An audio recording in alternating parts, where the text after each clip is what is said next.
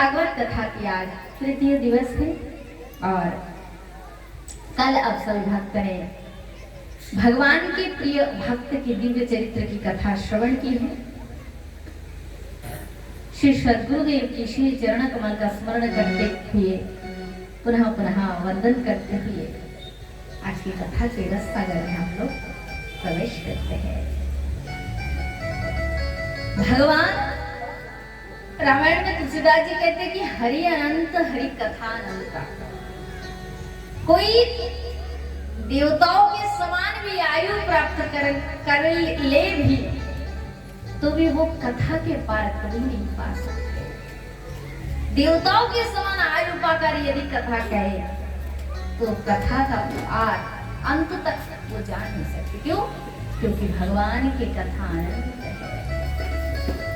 हमारी जितनी शक्ति सामर्थ्य उतना गाते हैं, कीर्तन करते हैं अथवा सुनते हैं, है ना।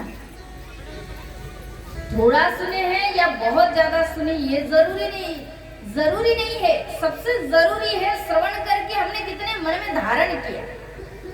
देवता के समान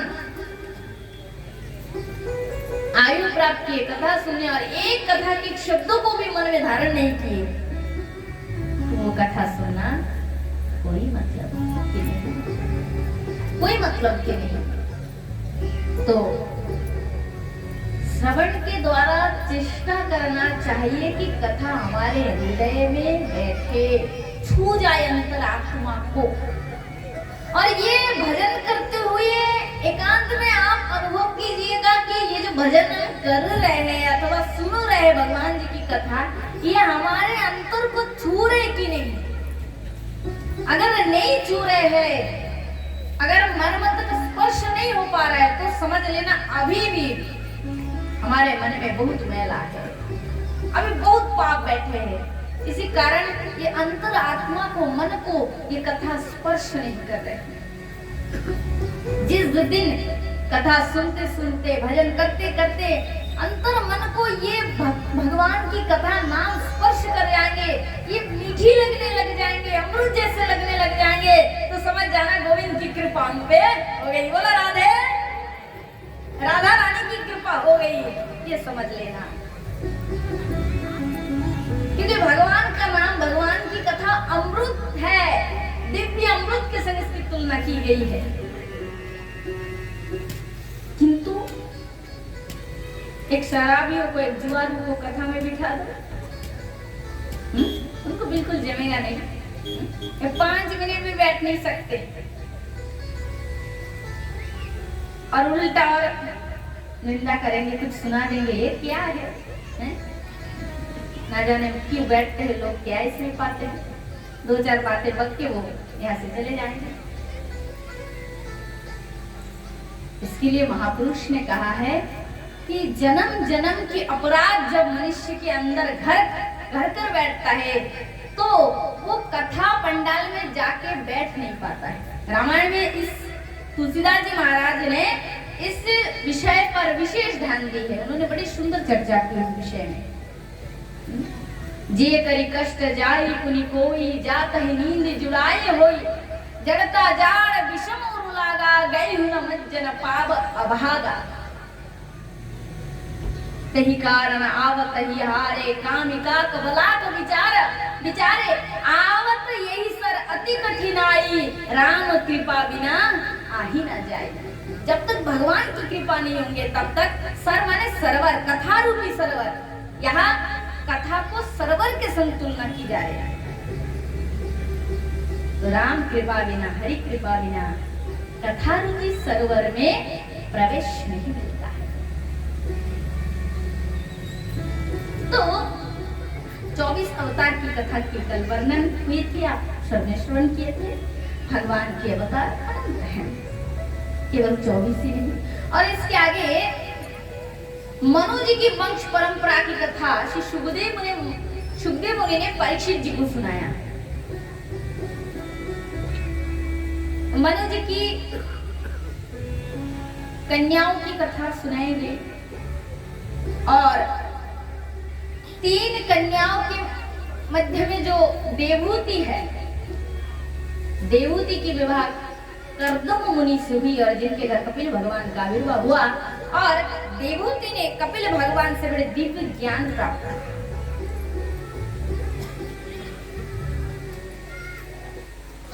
कितने आश्चर्य की बात है, जब भगवान से कल्याण प्राप्त करने का जीव का समय आता है तो स्वयं भगवान ही गुरु रूप में उसके पास पहुंच जाते हैं। देवहूति माता, उनके पति तो वन में तपस्या के लिए चले गए,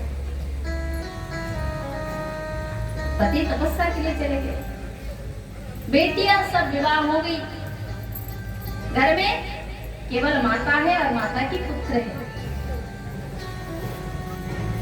प्रत्येक दिन मां फिर भगवान को चंदन, मस्तक पे चंदन धारण कराती है, फूलों से श्रृंगार करती है। किंतु एक दिन कपिल भगवान की माता सुबह सुबह हाथ जोड़ती और विनीत भाव से कहती है, निर्विघ्नानतरं भुवन्न सदीन्द्रियत येन संध्याप्य मानेन प्रपन्नन्द तमो प्रभु। इतने दुख की बात है। सूर्य के पास यदि किसी को रोशनी की जरूरत पड़े, सूर्य के पास रहते हुए यदि किसी को रोशनी की जरूरत पड़े तो ये बात कितनी मार्मिक बात है, दुख की बात है। कपिल भगवान कहते, माँ आप ऐसा क्यों कह रही है? तो देवहूति माता कहती है, प्रभु सब भजन करते हुए आप परम ब्रह्म परमात्मा को प्राप्त कर रहे हैं, किंतु मैं अभी तक इससे वंचित हूँ। स्वयं नारायण मेरे घर पुत्र रूप में जन्म हुआ है, परंतु उस भगवान को अभी तक मैं प्राप्त नहीं कर पाई। कितनी खेद की बात है, दुख की बात है। हे भगवान, मैं एक नारी हूँ, मैं एक स्त्री जाति की हूँ, मुझे ज्ञान नहीं है, मुझे ज्ञान प्रदान कीजिए।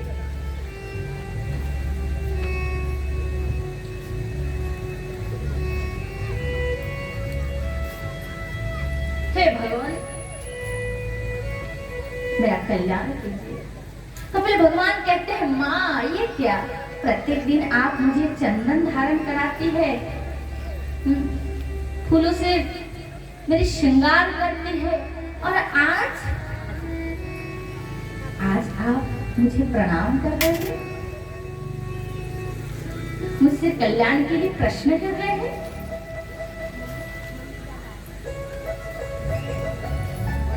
तो कपिल भगवान से माता देवहूति कहती है, प्रभु ये तो मुझे बहुत पहले करनी चाहिए थी, ये तो मैंने बहुत देर कर दी,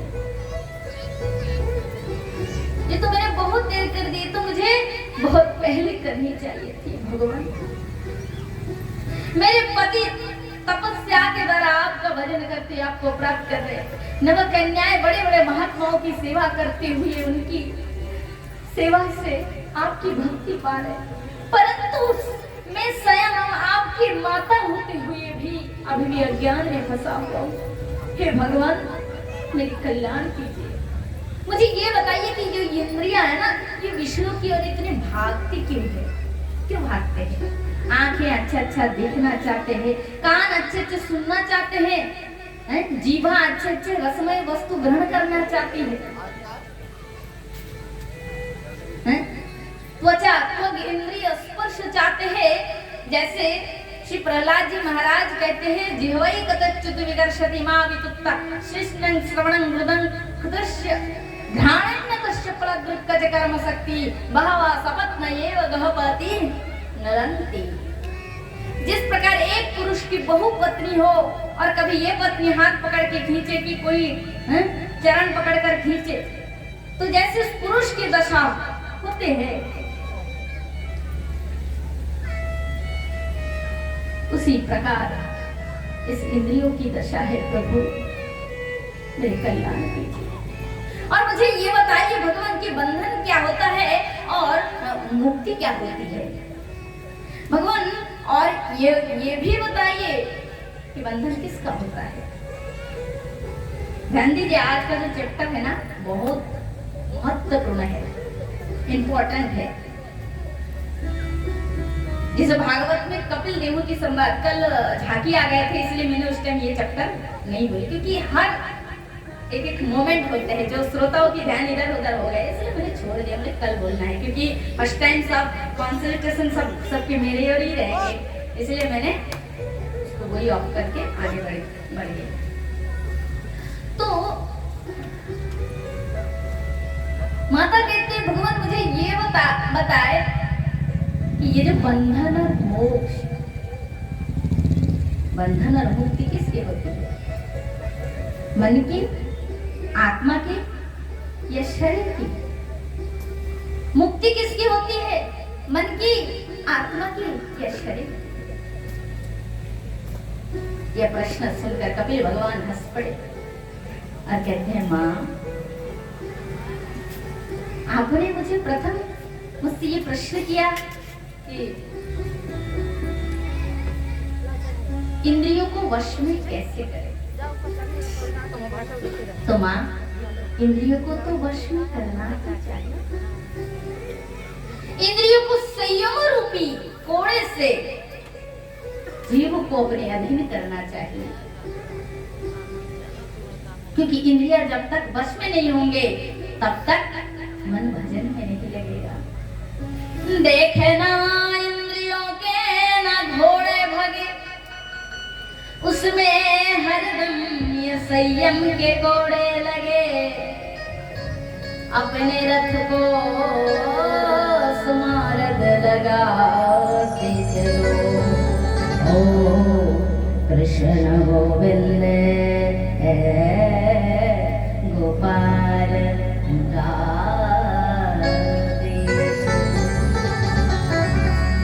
याद आएंगे उनको कभी ना कभी, श्याम दर्शन भी देंगे कभी ना कभी। मन को स्मारक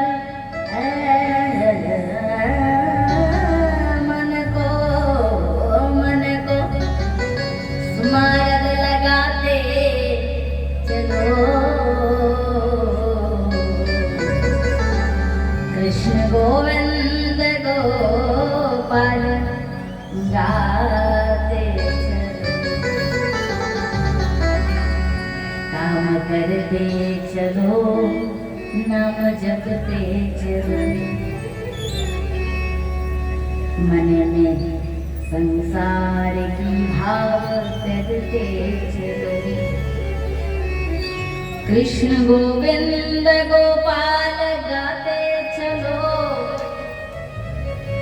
नाम जपते चलो, काम करते चलो।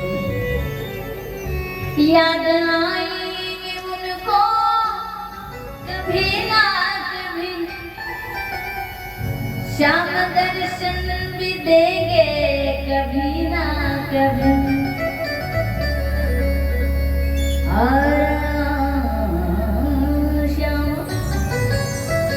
श्याम दर्शन भी देंगे,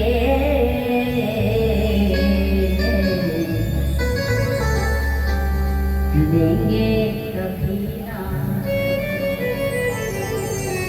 तो मन में ये विश्वास रखना चाहिए कि भगवान निश्चित कृपा करेंगे। कर्म के माध्यम से भगवान का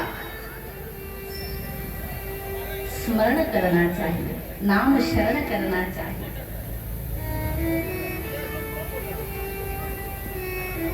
तो श्री कपिल भगवान माता देवहूति से कहते हैं, माँ इंद्रियों को तो संयम करना ही पड़ेगा, बिना इंद्रिय वश में किए भजन कभी नहीं हो सकता है।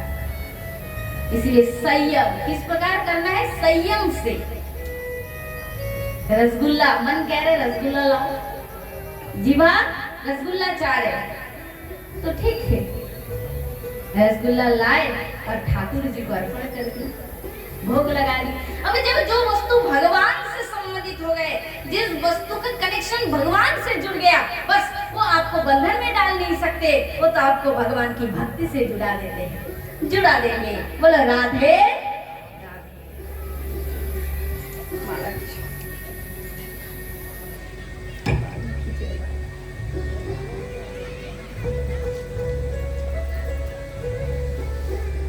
तो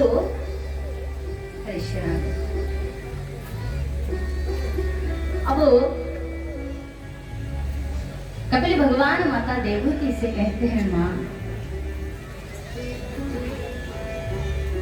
कान चाह रहे हैं गीत सुनने के लिए, गाओ ना, सुनो। कितने मीरा भाई के भजन है, कबीरदास के भजन है, सूरदास जी ने गाया है, सुनाओ सुनाओ। एक दिन मन नहीं लगेगा तो दूसरा दिन निश्चित लग जाएगा, डेफिनेटली लग जाएगा। और लगते लगते ऐसा एक दिन आएगा तुम परिवर्तन आ जाएगा, परिवर्तन तो आएगा, क्योंकि आध्यात्मिक मार्ग वही है जो जीव के मन में, जीव के जीवन में परिवर्तन लाते हैं। इसलिए सुने, खुद बार बार सुनने की प्रयास करें और दूसरे को भी सिखाए, सुनाए, तो उससे उसका भी कल्याण होगा। तो मेरे भगवान कहते हैं, मां आपने मुझे दूसरी बार प्रश्न किए कि बंधन और मुक्ति क्या है। तो मां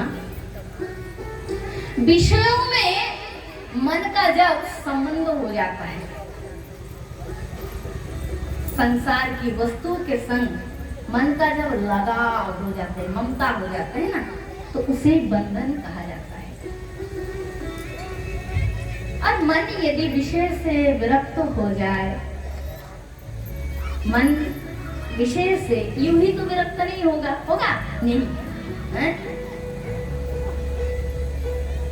माया के संसार में हम लोग तालाब के अंदर गए, सरोवर में उतरे और सरोवर के अंदर है और पानी हमारे कपड़े को गीला नहीं करेंगे, ये तो संभव नहीं है।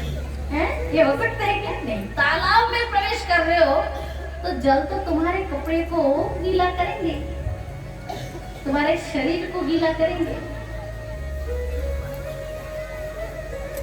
तो माँ ये माया की संसार है, जीव को माया आकृष्ट करते हैं, किंतु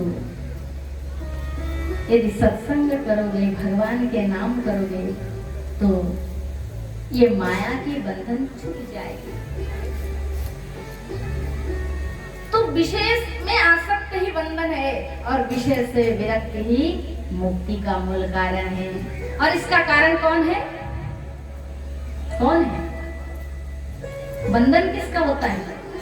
माँ ये बात पहले जान के रखिए, आत्मा का कभी बंधन नहीं होता है और आत्मा की मुक्ति भी नहीं होती है, क्योंकि आत्मा तो नित्य मुक्त है। हम लोग कहना आत्मा को मुक्त कराना है, उसकी आत्मा माया में फंसी। आत्मा की कोई फंसी वसी नहीं, आत्मा का जन्म ही नहीं होता है, मृत्यु ही नहीं होती है, इसलिए उसका बंधन भी नहीं, मोक्ष भी नहीं। आत्मा नित्य मुक्त है। और दूसरा है शरीर। हमारा जो शरीर है, शरीर का भी कभी बंधन नहीं होता है और शरीर की मुक्ति भी नहीं होती है। शरीर की तो केवल 3 ही गति होती है, इसको जला दोगे तो 2 मुट्ठे राख हो जाएंगे, फेंक दोगे तो सियार कुत्ते का आहार बन जाएंगे, और मिट्टी में गाड़ दोगे तो कीड़ा हो जाएंगे, मिट्टी हो जाएंगे। चौथी गति शरीर की होती ही नहीं, इसलिए शरीर का भी बंधन नहीं, शरीर की मुक्ति की नहीं। तो बंधन मुक्ति किसकी है? केवल मन की है।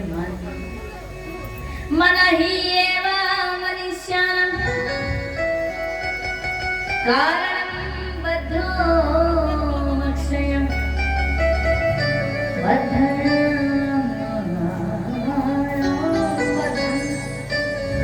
बद्धन्तु विषयान् सत्यं निर्विषय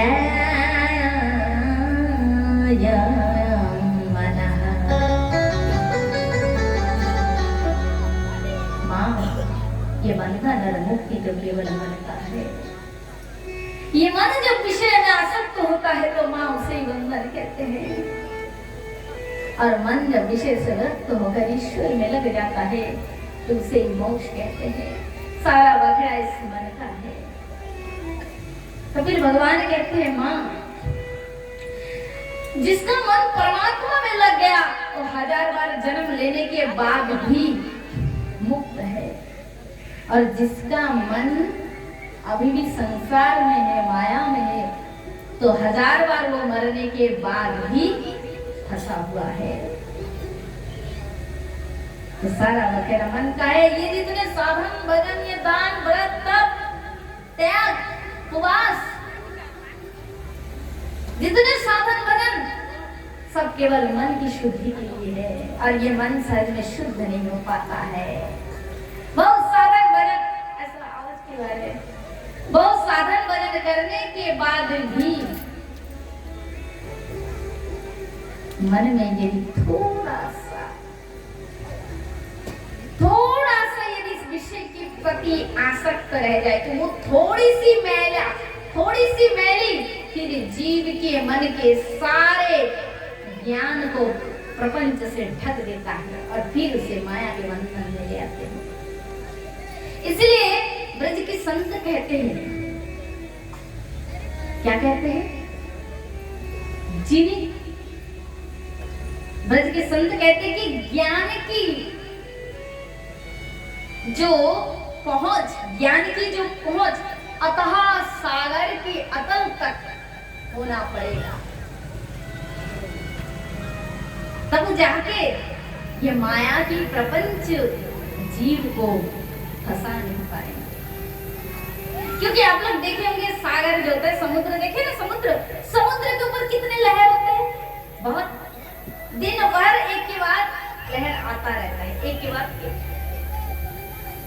किंतु समुद्र की जो अंदर जल की जो अतल तल है नीचे, हम लोग तो गए नहीं, फिर भी जिन लोग गए हैं उन लोग इसके विषय में भाषण देते हैं, न्यूज में देते हैं, तो उसका ज्ञान हमें है ना, सुने हैं कि समुद्र के अंदर जल जो है ना एकदम स्थिर होकर रहते हैं, वहां कोई चंचलता नहीं है, लहर नहीं है, स्थिर है।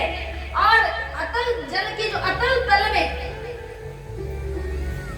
समुद्र की अतल तल में क्या रहते पता है? बहुमूल्यवान वस्तु रहते हैं, मणिया रहती है, रत्न रहते हैं, इसलिए समुद्र का एक नाम है रत्नाकर। तो ये माया की प्रपंच जो है, ये प्रपंच में लहर है, परिवर्तनता है। आज सुखी तो कल दुखी है, आज बचपन था तो कल जवान हो गए, ठीक था जब जवानी में ठीक चल रहा है, बुढ़ापा आ गया, ये बेचारे खत्म भी हो गए। ये जो चंचलता, ये परिवर्तनता, ये समुद्र के ऊपरी भाग में है, ऊपर में है। किंतु समुद्र के अतल गहराई में, नीचे में शांत है, शांत है, शांत है। तो ये मन जब ऊपर उठता है तो दुख भोगता है, अभी ठीक था, फिर ये हो गए, अरे वो, फिर फलाना, फिर ठिकाना। परिवर्तन, सुख है दुख है, फिर थोड़ा सुख है फिर दुख है। अच्छे थे फिर बुरे हो गए।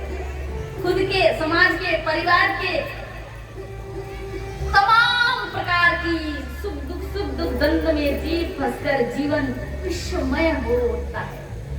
किंतु साधक जब ज्ञान के द्वारा इस मन को, इस प्रपंच की गहराई से मन को उठाकर जब अंतर आत्मा में प्रवेश करते हैं तो वह अथाह शांति है, स्थिरता है, गंभीरता है, अपरिवर्तनीय है और परमानंद का स्थान है। उस स्थान पर पहुंचने के बाद क्या हो जाता है?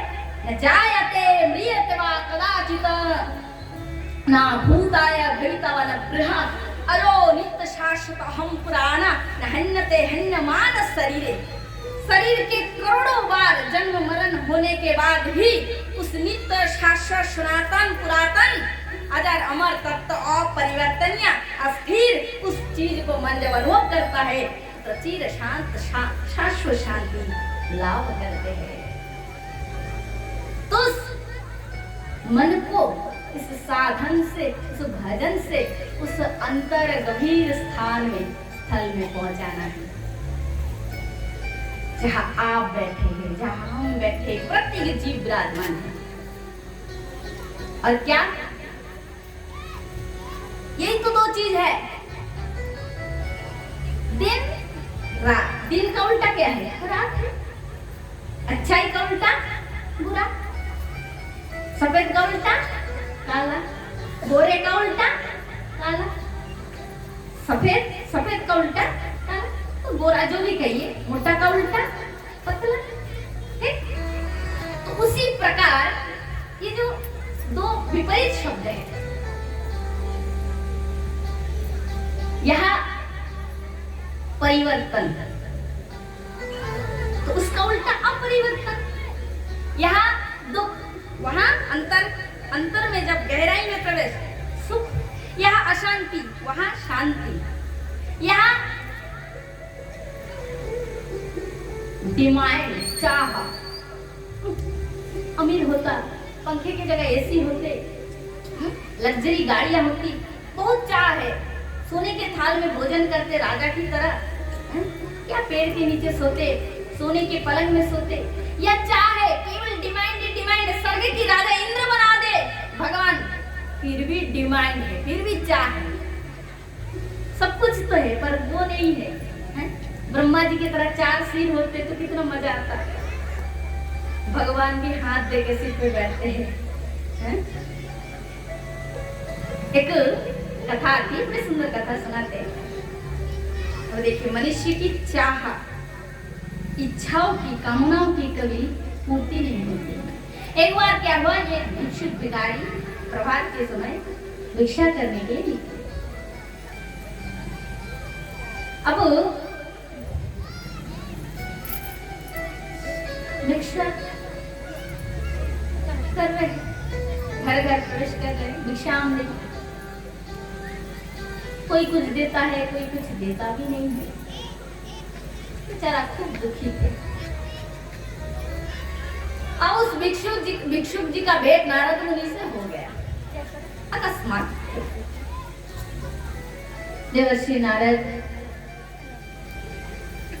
जा रहे थे और भेंट हो गए। नारद मुनि ने कहा, क्या बात है, बड़े दुखी लग रहे हैं। बोले, महाराज दुखी क्यों ना होंगे, हम है भिक्षुक भिखारी, कभी मिलता है कभी नहीं मिलता है। अच्छा, बहुत दुखी है। नारद मुनि ने कहा, चलो हमारा दर्शन हो गया, हमसे भेंट हो गया, अब तुम्हारा जीवन में और दुख का दिन कभी नहीं आएगा, हम ऐसी व्यवस्था कर देते हैं। तो नारद मुनि ने एक के चिट्ठी लिख दी और अपना सिग्नेचर भी दे दिए। बोले, लो ये पत्र लो और हम तुमको शक्ति देते हैं, तुम कुबेर जी के पास जाओ और ये पत्र दिखा देना। तो ये पत्र दिखाने के बाद वे अपने भंडार में ले जाएंगे, जितना तुम्हें चाहिए उनसे धन ले लेना। अब तो भिखारी खूब प्रसन्न हो गया, आनंदित हो गया। अब वो पत्र लेकर गया कुबेर जी के पास, और डायरेक्ट तो कुबेर जी से नहीं मिल पाए, उनके सेवक से भेंट हो गई। अब पत्र दिखा दिए, पत्र में देखा नारद मुनि का सिग्नेचर है। चलो, बोले सेवक ने कहा तुझे कितना धन चाहिए, उसे कहा तुझे कितना धन चाहिए। तो भिक्षुक भिखारी ने कहा महाराज ज्यादा नहीं, मेरे पास एक पात्र है, बस ये पात्र भर जाए। अच्छी बात है, देखा छोटा एक पात्र है, इसमें कितना धन चाहिए होगा, थोड़ा सा ही भर जाएगा। पात्र लिए और अपने भंडार में गए। उस पात्र में हीरे मोती जवाहरात सब भरने लगे।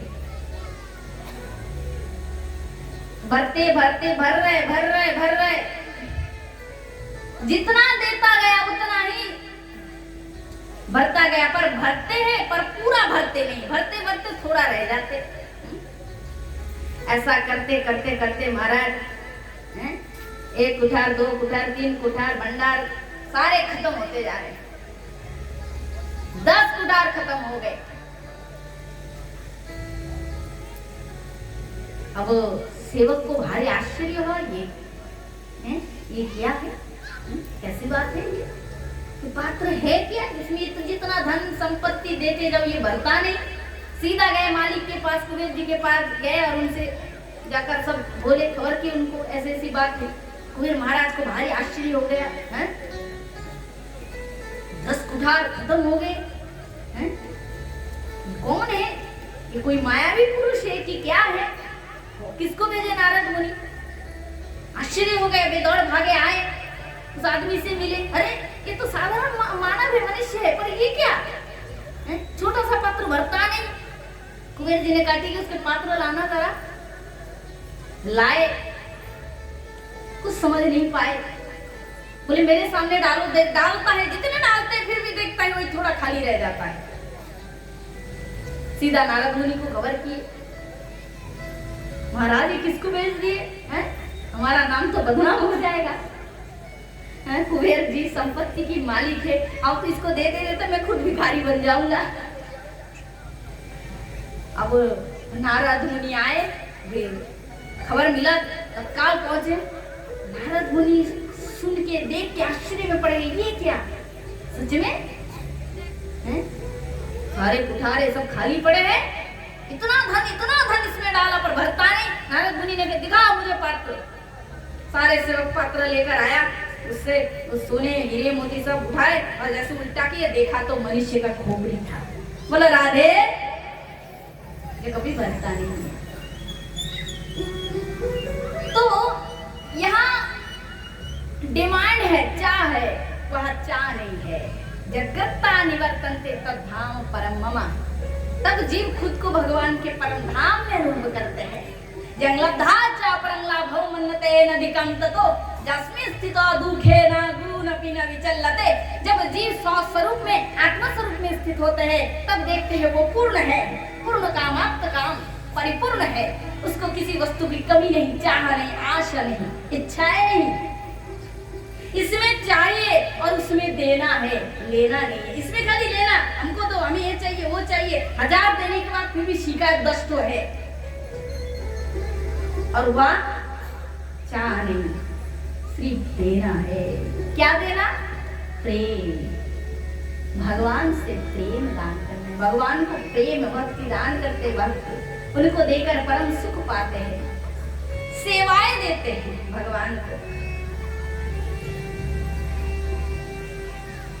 तो संत उसे कहते हैं, महात्मा उसे कहते हैं, साधु उसे कहते हैं जो सत में स्थित हो गया हो। और जिस दिन चाहे आप संसारी हो, गृहस्थ में ही हो, कोई भी हो, जरूरी नहीं साधु होने के लिए आपको धोती पहनना पड़ेगा।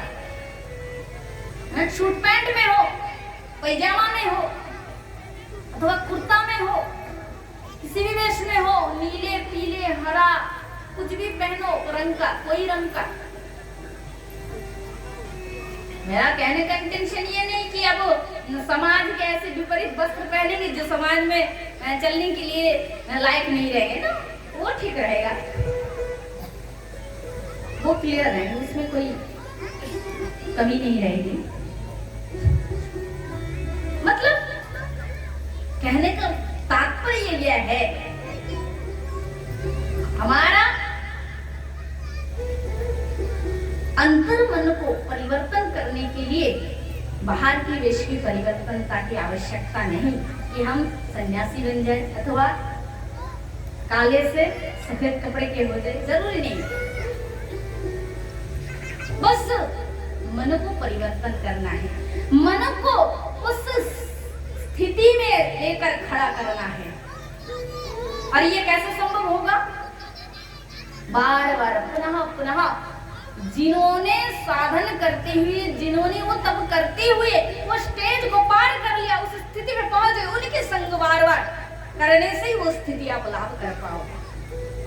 चिर शांति, पेड़ के नीचे रहो, सोने की बंगला में रहो, सोने की थाली पे खाओ, और या वो पुराने पत्तल में खाओ, किसी चीज में दुख का अनुभव नहीं होगा, खाली शांति शांति, परमानंद ही परमानंद। और जितने साधन भजन, जितने तप जप, खाली उसी के लिए ही है, खाली उसी के लिए ही है। उस चीज को पाने के बाद, उस स्वरूप को पाकर परमात्मा से संबंध होने के बाद जीव को और किसी चीज की आशा चाह नहीं रह जाती है। और वो नहीं तो हजार कुछ होने के बाद भी उसे दरिद्र कहा जाता है, वो दरिद्र रह जाता है। दुखी माने दरिद्र, अशांत मन, दुखी मन, सुख मिला नहीं और मिला भी और भी चाहे, वही दरिद्र है संसार में। जिसने भगवान के परमा भक्ति, परमा प्रेम को प्राप्त कर लिया, जगत में वही धनी है, जगत में वही महान है, जगत में उसी का जीवन धन्य हो जाता है। और उसी के लिए मानव शरीर, उसी के लिए मानव देह भगवान ने दी है, जो देवताओं को दुर्लभ है। ये मनुष्य शरीर देवताओं को भी दुर्लभ है, केवल भगवान कृपा करके हमको दी है, हम सबको दी है। कभी सोचे एकांत में बैठकर 45 मिनट तक एक बार विचार करना,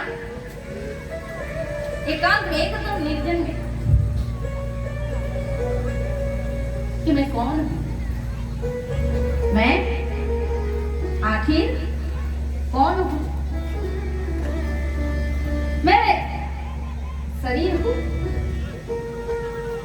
मैं हाथ हूं। कितने लोग देखे होंगे हाथ कड़े जाते हैं फिर भी जीवित रहते हैं। मैं कौन हूं? मैं आंख हूं या नाक हूं या कान हूं या सिर हूं? हम लोग कहते हैं मेरी आंख, मेरा कान, मेरी नाक, मेरा पेट, मेरे चरण, तो ये सब मेरा हो गया, फिर मैं कौन हूं? शरीर भी हम लोग क्या कहते हैं, मेरा शरीर, मेरा शरीर खूब अस्वस्थ चल रहा है, शरीर स्वस्थ नहीं है, तो मेरे शरीर, सब कुछ मेरा है। यहाँ बच्चे को थोड़ा प्लीज शांत कराइए, पीछे की माता उधर थोड़ा सा बैठे थे। तो ये सब मेरा है, तो मैं कौन हूँ? 45 मिनट तक एकांत में शांत होकर स्थिर मस्तिष्क से चिंता करेंगे कि आखिर मैं कौन हूं। कोई कहते मेरा नाम रमेश है, तो वो तो तुम्हारा नाम है, तुम कौन हो? वो कहते मैं दिनेश का बेटा हूँ, वो तो तुम्हारा पितृ परिचय है, तुम कौन हो? कहते मैं टीचर हूँ, वो तो तुम्हारा कर्म क्षेत्र का परिचय है, तुम कौन हो? कोई कहते मेरा गांव अमुक नंबर है कि अमुक नाम है, वो तो तुम्हारा निवास स्थान का परिचय है, तुम कौन हो? तुम कहोगे ये शरीर है, 5.5 इंच की 6 इंच का ये लंबा चौड़ा मोटा तगड़ा शरीर, ये तुम हो? कौन हो तुम? इसका नाक हो कि आंख हो कि पूरा शरीर हो? फिर भी तुम कहते हो मेरा शरीर। हजार बार उत्तर देकर भी अब कह नहीं सकते कि आखिर मैं कौन हूँ, मैं कौन हूँ। दुनिया में आए कितना खेल खेले, राजा बने, भिखारी बने, सेठ बने, दाता बने, भिक्षुक बने, अपना परिचय ही जिंदगी में जाना नहीं कि मैं कौन हूँ। अब बेटा बेटी, मामा मामी, चाचा चाची, खुद को ही नहीं जानते हो तुम कौन हो। लोग कहते अमुक चल बसे, अमुक चला गया, तो वो तो सामने पड़ा है। 6 इंच का शरीर पड़ा है, लंबे लंबे दाढ़ी, लंबे लंबे बाल, गोरे गोरे तन, वो तो सामने पड़े हैं। तो कहते वो नहीं, उसके अंदर जो था, तो अंदर जो था वो कौन था, तुमने देखा उसको? अंदर जो था उसको कोई नहीं बता सकते। केवल अनुभवी संत, जिसने अनुभव किया खुद को, जो खुद को एक बार जान गया वो विश्व को जान सकता है। मैं अगर खुद को पहचान गया कि मैं कौन हूं तो मैं सबको जान सकता हूं। और जिसने खुद को नहीं जाना वो जगत को नहीं जान सकता, परमात्मा को भी जान नहीं सकता। जो ईश्वर को जान गया वो विश्व को जान गया, और जो खुद को जान गया वो ईश्वर को भी जान गया। यही तो ज्ञान है। इसी ज्ञान को पाने के बाद जीवन मुक्त महापुरुष हो जाते हैं। माया में रहकर भी वो माया से मुक्त हो जाते हैं। इस शरीर को हम कितना सजाते हैं, कितना प्रेम करते हैं, इसे कितने ममता करते हैं, बढ़िया बढ़िया कपड़े पहनाते हैं, सजाते हैं, श्रृंगार करते हैं। थोड़ा सा ठंड लगता है कंबल, थोड़ी सी गर्मी लग जाए पंखा, इधर से केस इधर भी होने नहीं देते, एकदम बढ़िया टिप टप। परंतु आज तक जाना ही नहीं कि हम कौन है। घर को इतना प्रेम कर रहे, और घर में जो मैं हूँ अगर उसको जानेंगे तो कितना प्रेम करेंगे उसके प्रति, कितना प्रेम होगा हमारा। इसलिए हे मानव, जागो जागो जागो, मोह निशा सब सोब निहारा, देखो इस सपना अनेक प्रकार। तुलसीदास महाराज कहते हैं रामायण, मोह निद्रा में कितने दिन सोए रहोगे। शरीर तो रात के 8 घंटा सोते हैं, और मोह निशा में, मोह रूपी निद्रा में हम कितने करोड़ों युग सो रहे हैं, उसका कोई गिनती नहीं है। इसलिए जागो जागो, जाग कर अनुभव करो। और जिस दिन जागोगे, जिस दिन खुद को अनुभव करोगे, इस संसार की कोई वस्तु के प्रति आकर्षण नहीं रहेगा। केवल इस्तेमाल, व्यवहार। जैसे शरीर है, खाना इसके लिए जरूरी है तो खा रहे हैं, निद्रा जरूरी है तो निद्रा दे रहे हैं, वस्त्र चाहिए तो धारण करा रहे, स्वेटर चाहिए तो धारण करा रहे, गर्मी इसको लगता है तो पंखा लगा रहे हैं। बस व्यवहार, इस्तेमाल के लिए। जैसे हम लोग घर में रहते तो झाड़ू लगाते नहीं, झाड़ू लगाते कि नहीं, फिर खराब हो जाए रंग तो रंगे बिरंगे लग जाते हैं, फिर दीवारों में पोताई भी कर लेते हैं साल 2 सालों में। तो बासक गृह रहने के लिए जो जगह होता है उसको यदि सुंदर कर ले, साफ कर ले, तो रहने के लिए वो आरामदायक होता है। तो शरीर भी, तो शरीर में जो कौन हूँ, जो मैं, अरे अरे देखते नहीं चलता, इधर मैं खड़ा हूँ, आके साइकिल घुसा रहे हम, तो बोलने वाला कौन है? मुख बोलता है कि इसके अंदर कोई और बोलता है? ये पैर चलता है कि इसके अंदर कोई और चलता है? ये हाथ करते हैं कि इसके अंदर कोई और करता है? इसको दिमाग से सोचना है, विचार करना है। जिस दिन इस विषय में सोचोगे और खोज करोगे तो तुम्हें बुद्धदेव बन जाओगे। बुद्धदेव इसी का ही तो खोज किए थे, घर त्याग कर, और खोज कर प्राप्त भी किए, पाए भी। और उस ज्ञान को पाकर इतनी शांति, इतना आनंद, हजारों लाखों शिष्य हो गए बुद्धदेव महाराज के। कैसे आवाज हो रहा है? बहुत ज्यादा पीछे से। तो बुद्धदेव की कथा आई तो थोड़ा सा कहते हैं। बुद्धदेव महाराज जब उन्होंने जाना संसार ये जो जीवन, बचपन,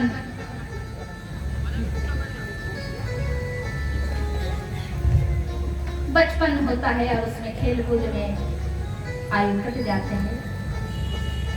फिर जवानी आते हैं, फिर उसमें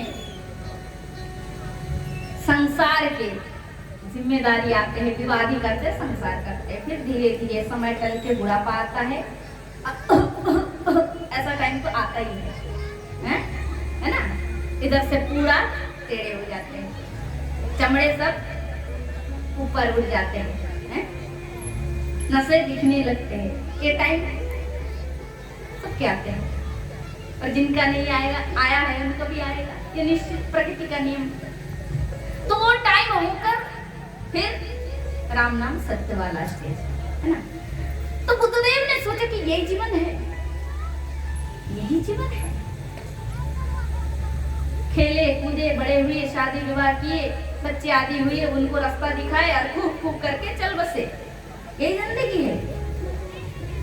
इसका और कोई लक्ष्य है, कोई अर्थ है?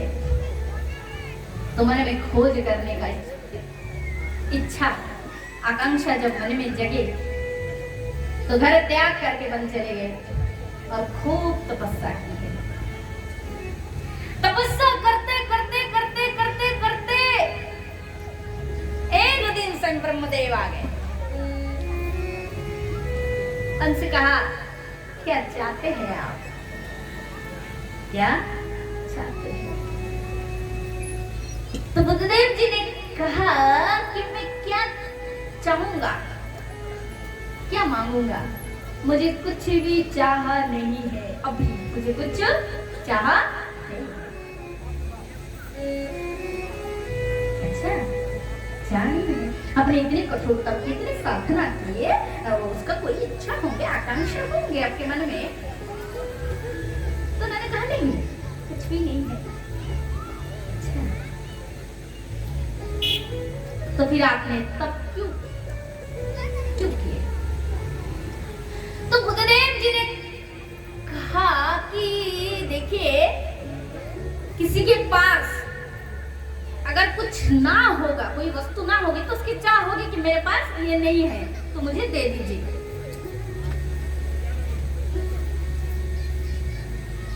और मेरे पास कुछ नहीं था ऐसा नहीं, सब कुछ था। आप कह रहे कुछ मांगो, कुछ अगर मांगना है, चाह है तो तुम मुझसे मांग सकते हो। तो अगर मेरे पास ना होता तो मैं मांगता, परंतु मेरे पास सब कुछ था। मेरे पास सब कुछ था, इसलिए मैं क्यों मांगू? बस कमी इतनी थी जो मेरे पास था, मेरे पास था, पर मैं जानता नहीं था। कमी इतनी थी, इसलिए मैंने तप किया, इसलिए मैंने साधन किया। सब कुछ था, मेरे अंदर ही ब्रह्म है, मेरे अंदर ईश्वर है, मेरे अंदर परमधाम है। मैं सर्वत्र शक्तिमान ईश्वर का अंश हूँ। ईश्वर अंश जीव अविनाशी, सत्ता चेतना अमल सुख राशि। मैं वो तत्व हूँ, परिपूर्ण हूँ मैं। नहीं अगर होता तो मांगता, पर हूँ मैं, सब है मेरे पास, इसलिए मांगना नहीं। बस केवल भूल गया था, पर्दा आ गया। तो बस साधना की, तब की, पर्दा हटा, अब आनंद ही आनंद, आराम ही आराम। इसी के लिए भागवत किसके लिए? इसी के लिए। भागवत इसलिए नहीं कि मेरे 2 सिर से 4 सिर आ जाए, भागवत इसलिए नहीं कि 2 मंजिल से और 4 मंजिल आ जाए, कथा सुने तो नौकरी लग जाए, इसलिए ये तो बहुत तुच्छ वस्तु है, माया की, संसार की बहुत तुच्छ वस्तु है। ये सब भगवान से मांगना और भगवान से ना मांगना बराबर है। भगवान देते समय हंसते हैं, क्यों इतना साधन भजन किया और मुझसे चना चबेना मांग के ले रहा है? ये तो मेरे लिए ना जैसी वस्तु है, नहीं जैसे है। तो जब इस चीज को एक दिन मन में अनुभव करोगे, इस वस्तु की चाह होगी, मन में डिमांड होगी, तब देखना हर समय मन में आनंद ही आनंद भरा रहेगा। और कैसे बनेगा ये? गुरु की कृपा से। गुरु कृपा बिना कुछ नहीं होता है। आइए भजन।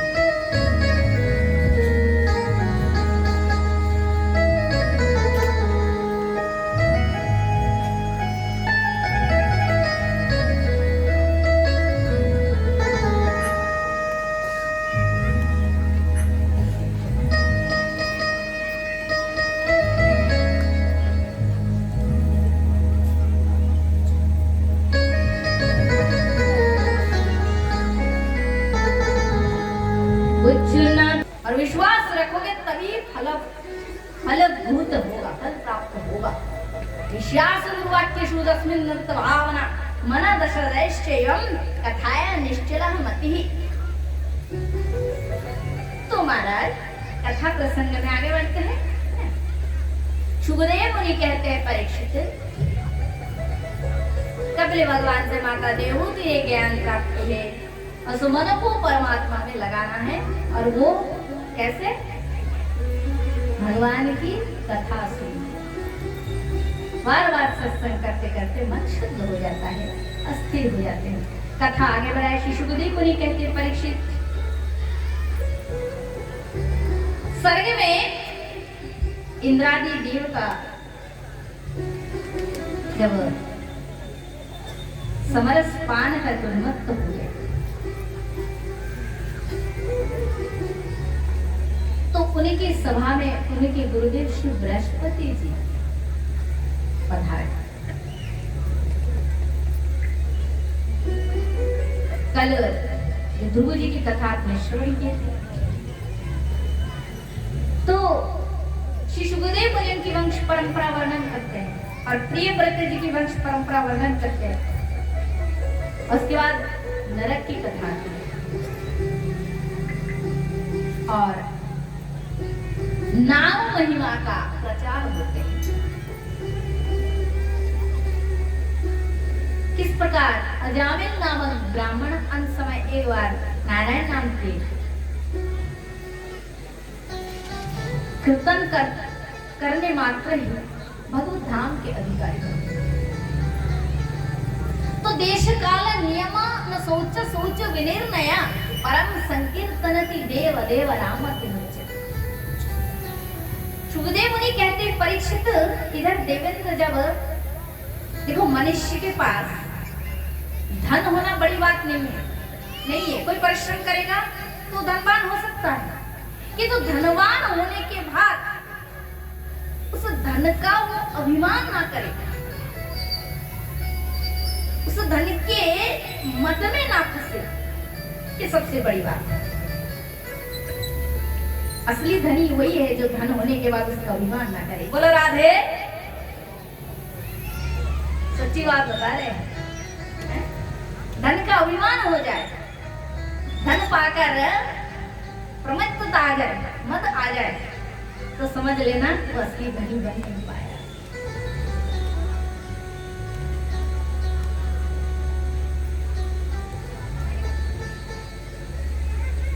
तो इंद्र को अभिमान हो गया। इंद्र गुरुदेव का अपमान कर दिया। गुरु बृहस्पति कुपित होकर देवताओं का त्याग कर दिया। और जब इंद्र को बाद में बोध हुआ तो इंद्र चिंता में पड़ गए कि अब क्या करें। इधर दैत्य गुरु शुक्राचार्य जब इस बात को जाने तो उन्होंने क्या किया, दैत्य को प्रेरित किया, जाओ स्वर्ग पर चढ़ाई करो, देवता से युद्ध करो। सारे दैत्य स्वर्ग में गए, देवता से युद्ध किए और उन्हें युद्ध में पराजित कर दिया। देखो गुरु जिनके साथ है उन्हें संसार में कोई पराजित नहीं कर सकते। और गुरु जिनके मस्तक पर हाथ रखेंगे, सच बताओ, उनमें कभी भी मदमाश्चर्य जैसे अवगुण प्रभाव जमा नहीं पाते। गुरु माने भारी, गुरु माने सिंपल डेफिनेशन भारी। जैसे गुरु का व्याख्या शास्त्र में बहुत प्रकार है। गु माने ज्ञान, रु माने अंधकारम निरधकम इति गुरु। तो देवता दुखी हो गए, घर से बेहाल हो गए, सब दुखी होकर मन मन भ्रमण कर रहे हैं। सब देवता दुखी होकर ब्रह्मदेव के शरण में गए। ब्रह्मदेव ने त्वष्टा मुनि के पुत्र विष्णु को देवताओं की गुरु बना दिया। उनके पास जाने के लिए बोले और देवता जाकर विष्णु को गुरु बनाए। बार दैत्य से युद्ध हो गया और इस बार देवता विजयी भरे। इंद्र पूर्ववत राजा बन गया, किंतु विश्वरूप जो था, इनकी जो माता थी वो असुर कुल से थे, इसलिए मानवों में बड़ा प्रेम होने के कारण यज्ञ की भात छिपे छिपे असुरों को भी देने लगा। यह बात जब इंद्र को पता चला तो इंद्र ने विश्वरूप का वध कर दिया। अब तो कृष्णमुनि कुपित हो गए हैं। देवताओं, तुम सबके उपकार के लिए मैंने अपने पुत्र को तुम सबके गुरु बना दिए, और तुम्हें मेरे पुत्र को वध करके मार दिए। क्रोध में भरकर कृष्णमुनि ने यज्ञ किया और उस यज्ञ से वृत्तासुर नामक असुर प्रकट होते हैं। जाओ वृत्तासुर, देवताओं को मार डालो, सबको विध्वंस कर डालो। महाराज उसी समय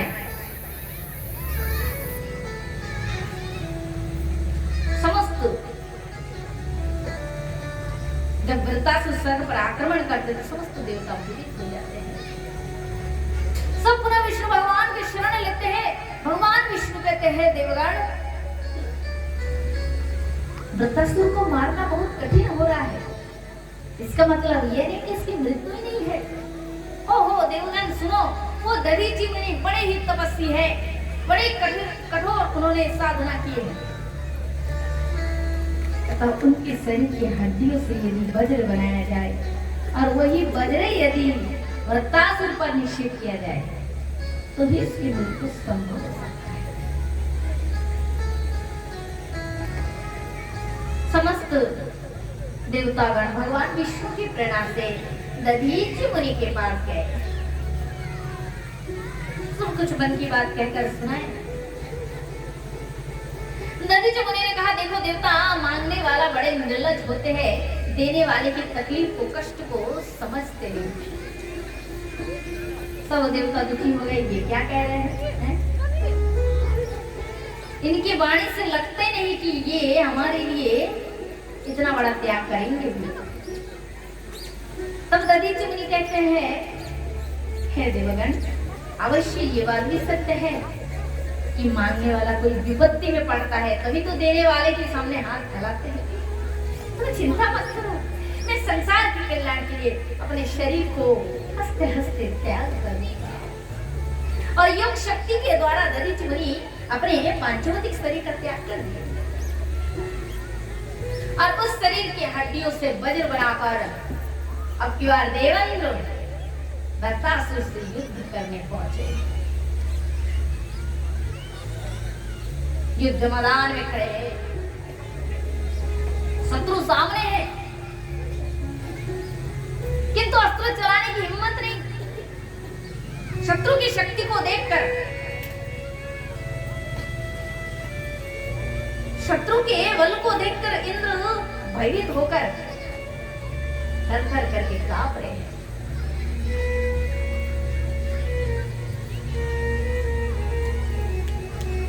उसी समय वृत्तासुर कहते हैं, देवेंद्र, कैसा भय, चलाओ, तुम वीर हो, हाथ में अस्त्र लिए खड़े हो, चलाओ, किंतु हिम्मत नहीं। वृत्तासुर ने मन ही मन विचार किया, हो वज्र तैयार हो गया, इसका मतलब मेरी मृत्यु निश्चित हो गई है। सुना है जीवन में मनुष्य पूरे जीवन तक यदि भगवान का स्मरण ना कर पाए, पर यदि मृत्यु के समय भगवान का स्मरण कर ले अथवा कर पाए तो उसे भगवान की प्राप्ति हो जाती है। ये विचार करके वृत्तासुर एक त्रिशूल का निक्षेप इंद्र पर किए और इंद्र गिर गया, अपने स्थान से गिर गए और वृत्तासुर मृत्यु से पहले भगवान नारायण का स्मरण कर रहे हैं। श्रीमन्नारायण नारायण जगद्गुरु भगवन नमस्ते भगवते भगवन् नमस्ते। नमो नारायण नमो नारायण नमो नारायण नमो नमो नारायण नारायण अखिल गुरु भगवन् नमस्ते। नारायण अखिल गुरु भगवन् नमस्ते। इतनी हृदय प्रेम भरी करुणा भरी पुकार, जब जान रहा है कि कुछ क्षण में मैं मर जाऊंगा और वो भगवान को पुकारे मृत्यु से पहले पूर्व, तो उसके पुकार में कितना आकर्षण होगा, कितनी भगवान के प्रति प्रेम होगी, भक्ति होगी। वृत्तासुर की पुकार को सुनकर भगवान रह नहीं पाए।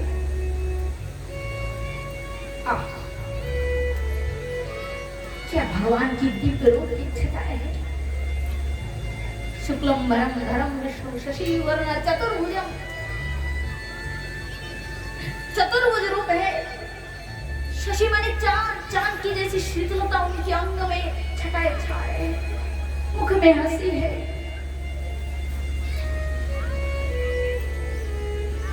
उस रूप को देखकर वृत्तासुर प्रेम में गदगद हो गए। शुद्धदेव मुनि कहते, परीक्षित तो असुर होकर इतनी भक्ति, तुम्हारे मन में ये प्रश्न उठ रहा होगा, पर तुम जानो ये वृत्तासुर है ना, ये पूर्व जन्म में चित्रकेतु नामक एक राजा था। भगवान के परम भक्त थे, परंतु थोड़ा सा अपराध किया, थोड़ा सा, और माता पार्वती की श्राप से ये असुर बन के जन्म लिया। शरीर चेंज हो गया, मनुष्य से असुर बन गया, पर भक्ति नष्ट नहीं हुई। पूर्व जन्म की भक्ति फिर हृदय में प्रकट हो गई। भगवान को देखकर वृत्तासुर बड़े प्रेम से भगवान की स्तुति कह रहे हैं। अहम हरे तव पादैकमूले दासन्लाघवीतास्मि भूया मनस्मरे तासुपतिर्गणास्ते गणे तवाक कर्मा करोतु काय ननाकपश्च न च पारमश्च न सार्वभौमं न दसायाधिपत्यम्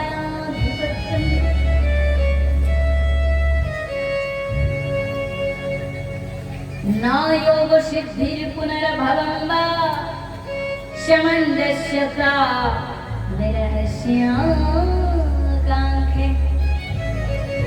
आयदा यातपख्यायव मातरं खगा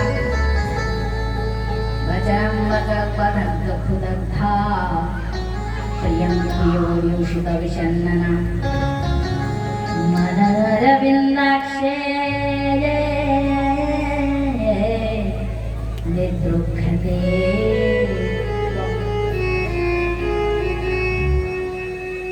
क्या स्तुति है। देवी भागवत जो होता है ना दुर्गा माता की, उसमें भी ये चैप्टर आता है जब लोग पढ़ते हैं नवरात्रि के टाइम, बहुत सुंदर देवी भागवत। और ब्रह्मचारी जीवन में ये सब चीजों की बहुत आवश्यक होती है। तो माता की दिव्य शक्ति एनर्जी क्रिएटेड होती है, अपने में आती है, और देवी शक्ति संपन्न जीवन परमानंदमय, खुद के लिए कल्याणकारक और जगत के लिए कल्याणकारक। तो इसमें वृत्तासुर कहते हैं, भगवान क्या भाव है, प्रभु मैं आपके दासों के दास बन जाऊं, क्योंकि मेरे ये शरीर असुर माने तम शरीर है, तामसिक। इस शरीर से मैं आपका दास नहीं बन सकता। इसलिए गोविंद ऐसा कृपा करे कि मैं आपके कोई दासों के दास बन जाऊं। कम से कम जब आप अपने भक्त को दर्शन देने आएंगे तो उनके चरणों के पास ही में रहूंगा, सेवा करता रहूंगा। हे प्रभु, उसी समय यदि भूल में भी आपकी दृष्टि मुझ पर पड़ जाए कि ये तो मेरे भक्त है, परंतु मेरे भक्त का भी भक्त कौन है ये जो चरण की सेवा कर रहे हैं, तो विशेष तब मैं आपकी कृपा का भाजन बनूंगा। क्या चीज आप समझ रहे ना? कितनी सुंदर बात कह रहे। मैंने जब आप अपने भक्तों को दर्शन देने आएंगे तो आप अपने भक्त को तो देखोगे, दर्शन दोगे, और आप भी तो दर्शन दोगे और दर्शन करोगे। उसी समय में आपके भक्त की चरण सेवा करता रहूंगा। और उस समय भूल में भी आपकी दृष्टि यदि मुझ पर पड़ जाए तो हे नारायण, हे देव, तो मैं पवित्र हो जाऊंगा। भगवान कहते हैं अवरत असुर शरीर पाकर भी तेरी बुद्धि इतनी पवित्र, मैं तेरे भक्ति से प्रसन्न हूँ। मांग वर, क्या चाहता है तू? इंद्र का पद, ब्रह्मा का पद, रसाधिपत्यम, जो चाहता है मांग, मैं प्रसन्न होकर तुझे दे दूंगा।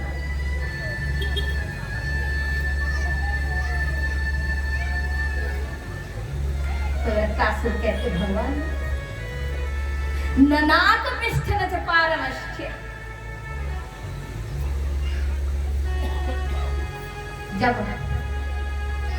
जब कोई बहुत ऊपर उड़ जाता है ना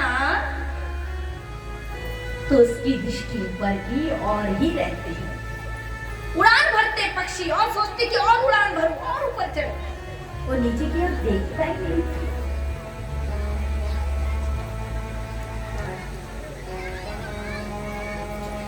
भगवान, हे प्रभु, जिसको आप मिल गए, जिसको आप मिल गए, आपकी प्राप्ति हो गई, फिर उसको ये माया से क्या मतलब? माया की क्या आवश्यकता? मुझे इंद्र पद की चाह नहीं, न ब्रह्मा जी के पद चाहता हूँ नहीं, न रसाधिपत्यम, मैं रसातल का भी राजा बनना नहीं चाहता हूँ। योग सिद्धि की मुझे आवश्यकता है। और आपके पास जो सबसे बड़े मोक्ष मुक्ति है भगवान, मुझे वो मुक्ति भी नहीं चाहिए।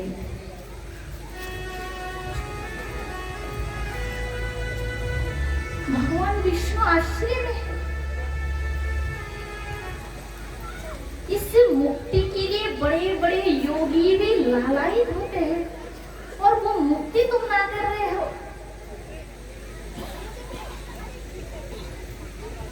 मुक्ति नहीं चाहिए तो तुम क्या चाहते हो? तो दत्तासुर कहते हैं, क्या चाहते हैं? एवं विरहस्य कांतो। प्रभु, जिस प्रकार वृंदावन की गोपियां प्रेम में भाव में भरकर आपको पुकारती रहती है, बुलाती रहती है, हे भगवान, मुझे बस वही भाव दे दीजिए। और भाव के बस में है भगवान। ओ मेरा श्याम,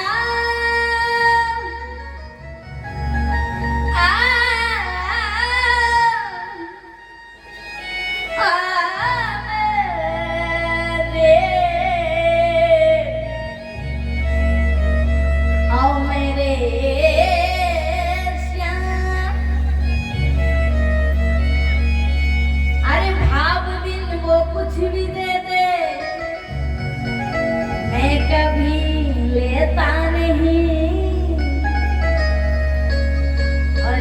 भाव से कि फूल दे दे, भाव से एक फूल दे दे, वह तो मुझे स्वीकार है, भाव का भूखा हूँ और भाव ही तो सार है। और बांध लेते भक्त मुझको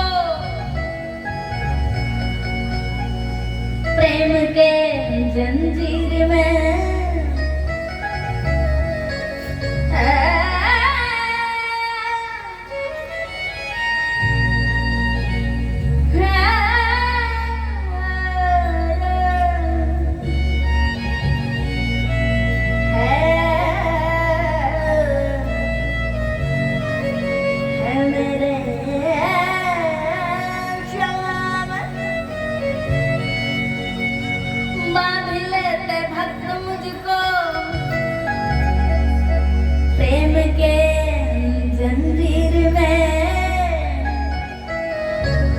इसलिए इस भूमि पर होता मेरा अवतार है,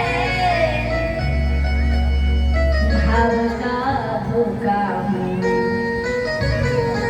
और भाव ही तो सारे हैं।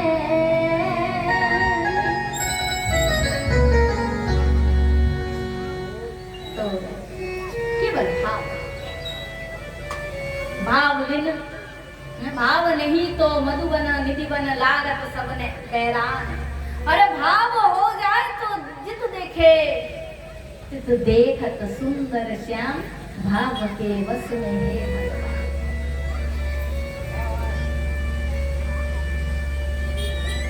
भाव बिना कितनी भी षड्ज उपचार से विविध प्रकार के अन्न धन वस्त्र देकर आप पूजा करें, भगवान उस पूजा से कभी भी प्रसन्न नहीं होंगे।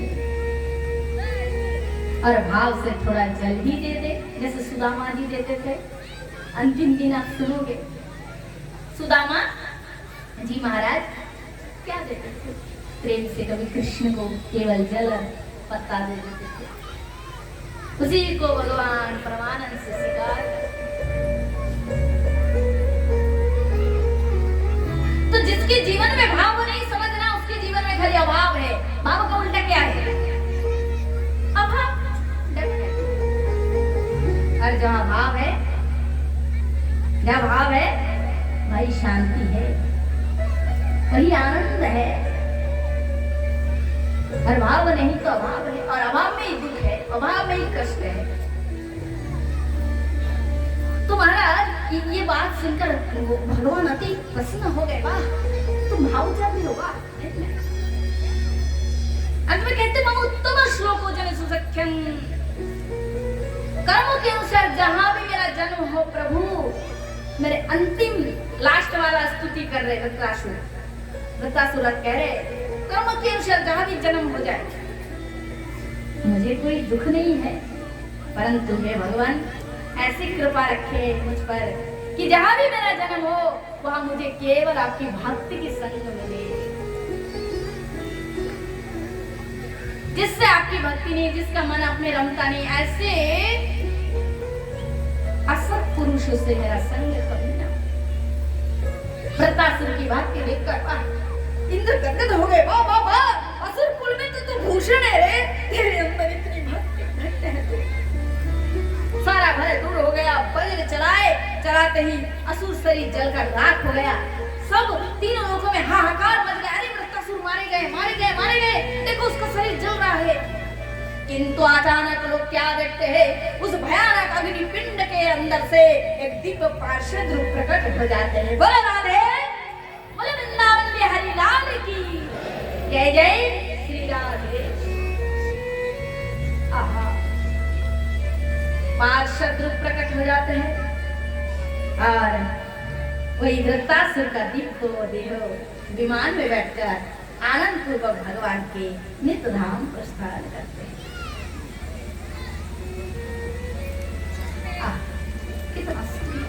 यही तो जीवन की सक्सेस है, यही तो सफलता है। और ये सफलता के लिए यही भागवत कथा है, भक्ति है, सतमार्ग है, धर्म के मार्ग है, जो भी कहिए। और करना है, कठिन होगा, पैर फिसल जाएंगे, फिर भी रुकना नहीं है, हारना नहीं है, चलना है।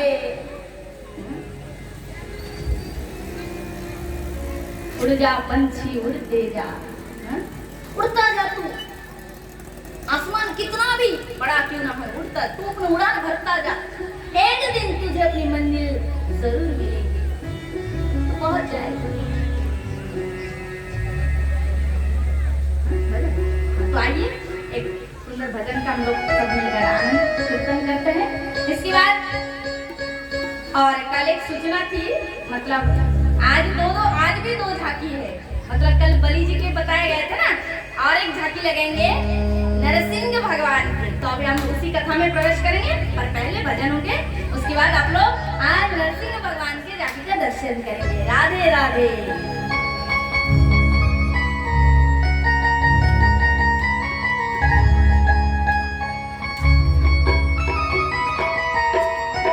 कहते परीक्षित वृत्तासुर की कथा श्रवण करने के बाद परीक्षित जी महाराज ने सुखदेव मुनि से प्रश्न किया है, भगवान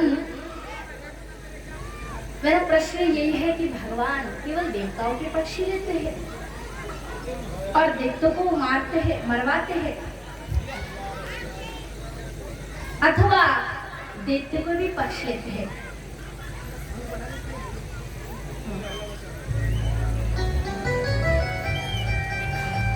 तो ये प्रश्न सुनकर श्री सुखदेव मुनि कहते हैं, परीक्षित भगवान किसी के पक्ष नहीं लेते हैं, भगवान केवल धर्म के पक्ष में है।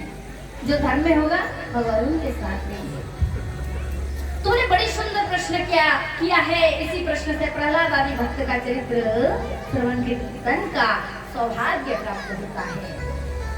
गीयते परमं पुण्य ऋषि में नारद आदि नित्या कृष्णे मुने कथयिष्ये हरे कथम साधु पिष्टं महाराजो हरिश्चरित मद्भक्तम यद भागवत भक्तम भगवत भक्ति वर्धनम।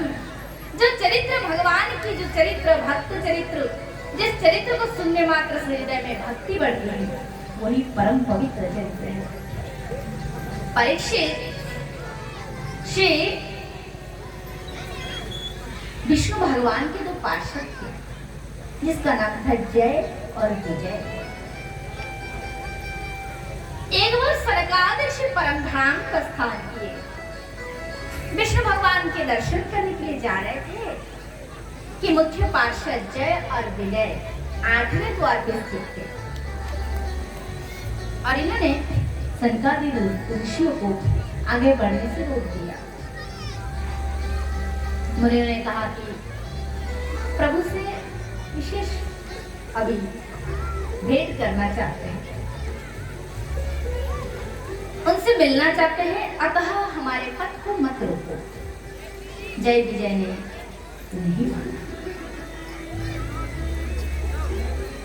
तब सनकादि ऋषियों ने उनके कल्याण के लिए उन्हें श्राप दिया। बोले इस परम धाम में तामसिक जैसे व्यवहार उचित नहीं है, क्योंकि ये भगवान के माया अतीत परम धाम है।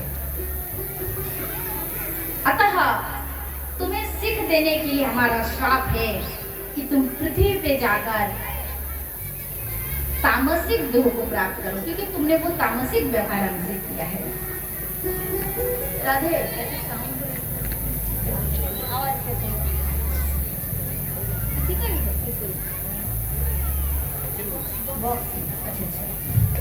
तो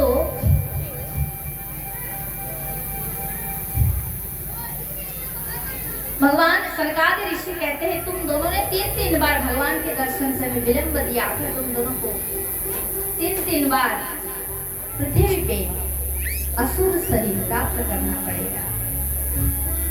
यही दो जय और विजय पृथ्वी पर मुनियों के श्राप से कश्यप जी की वहां माता अदिति के गर्भ से दो पुत्र के रूप में जन्म लिए और हिरण्यक्ष और हिरण्यकश्यप के नाम से विख्यात थे। हिरण्याक्ष विष्णु भगवान से विरोध किए, धरती को रसातल में लेके रख दिया, और जिसके कारण भगवान ब्रह्मा जी के नासिका से बराह रूप में उतार लेकर उस दुष्ट हिरण्याक्ष का वध किया। हिरण्यकश्यप ने जब जाना विष्णु ने मेरे बड़े भाई का वध किया, तो हिरण्यकश्यप विष्णु भगवान से बदला लेने के लिए उसने कठोर तपस्या की है और ब्रह्मा जी से वर प्राप्त करके घर आए हैं। सुखदेव मुनि कहते परीक्षित हिरण्यकश्यप श्री हरि को अपना परम शत्रु मान लेते, और शत्रु मानने वाले के घर में भक्त का जन्म हो गया। क्या नाम था उस भक्त का? क्या नाम? प्रहलाद। बोले प्रहलाद जी महाराज की जय जय श्री राधे। जले हरि स्थले हरि हरि पर्वत मस्तके ज्वाला मालाया कुले विष्णु विष्णु जगत सर्वम। जन्म से प्रहलाद भक्त, क्यों? माँ के घर में रहते नारद मुनि से ज्ञान प्राप्त हुआ था। पिताजी भक्ति के बहुत विरोध किए, नहीं ऐसा नहीं करना है, जाओ पढ़ाई करो, स्कूल जाओ, गुरुकुल पहले तुम्हारे जाओ पढ़ाई करो, गुरुदेव को बुलाते इधर आओ, अच्छे शिक्षा दो, अस्त्र शस्त्र का विद्या का ज्ञान दो, राजनीति सिखाओ। ये क्या विष्णु विष्णु करते रहते? ले गए गुरुदेव, शांत मार्ग गुरु जी थे, पंडित हो गए, राजा नाराज हो जाएंगे, शिक्षा देने लगे। किंतु कृष्ण ग्रह ग्रहित आत्मा नवदि जगति दृश्य। नवग्रह यदि किसी के ऊपर उल्टा हो जाए, भारी पड़ जाए, कहते ना ग्रह दशा लग गया, लोग कहते हैं ना, तो क्या करते? पंडित जी बुलाकर पूजा करते हैं ग्रह शांति की। और न्यस्तो किरण को वाला जड़मत्तन मनस्त्या। सुखदेव मुनि कहते परीक्षित, 9 ग्रह यदि अशांत हो जाए तो पूजा से उनको शांत किया जा सकता है। यदि आप पर भारी पड़ जाए तो उनको ठंडा किया जा सकता है। किंतु कृष्ण ग्रहित आत्मा 9 तो ये ग्रह है, पर 10वां ग्रह कौन है? 10वां ग्रह स्वयं विष्णु है, हरि है। ये 10वां ग्रह जिस पर एक बार चढ़ता है, जिसे ग्रहित करता है ना, उसे छोड़ता नहीं है। और ऐसे वैसे किसी को ये 10वां ग्रह पकड़ेगा नहीं। जिसके जन्म जन्म जन्म जन्म के सौभाग्य का उदय होता है, उस पर ये 10वां ग्रह हावी होते हैं, उसे पकड़ते हैं। और उसका ही नहीं, उसके द्वारा विश्व का भी कल्याण कराते हैं।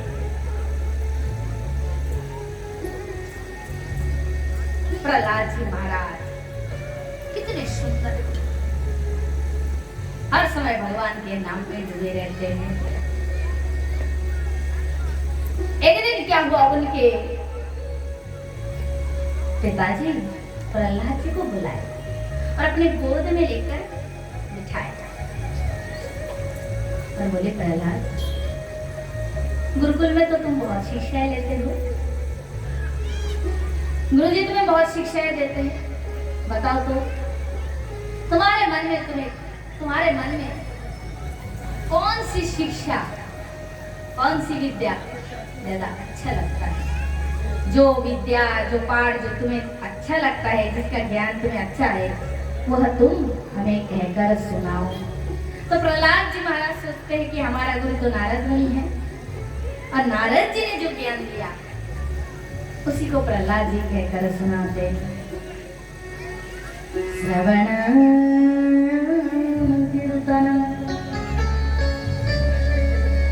विष्णु शरण पाद सेवन अर्चना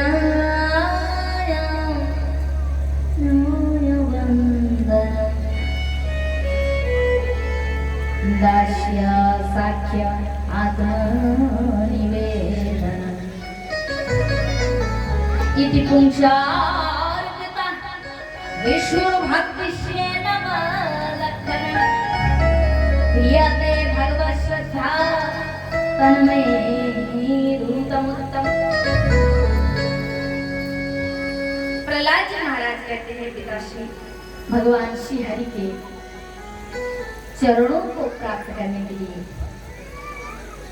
9 प्रकार की भक्ति के लक्षण हैं। क्या क्या? भगवान की लीला कथाओं के श्रवण करना, सुनना, कीर्तन करना, विष्णु शरणम, पाद सेवनम, अर्चनम, वंदनम, दास्य, दास्य माने दास्य भाव, साख्य सखा भाव, दास्य साख्य और अंत में आत्मनिवेदन, खुद को भी भगवान के चरणों में निवेदन कर देना है।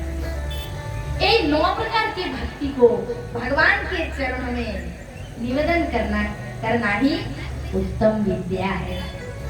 जिसने इस विद्या को पढ़ लिया उसने सारी विद्या को, संसार की समस्त शिक्षाओं को धारण किया, और जिसने इस विद्या को छोड़ दिया उसकी समस्त विद्या उसी प्रकार वृथा है जिस प्रकार बहुत प्रकार के सब्जी पकवान बनाए और यदि किसी में नमक ही ना दिए तो जिस प्रकार वो पकवान सब्जी स्वादहीन होकर रह जाता है, उसकी सारी विद्या उसी प्रकार निरर्थक हो जाता है।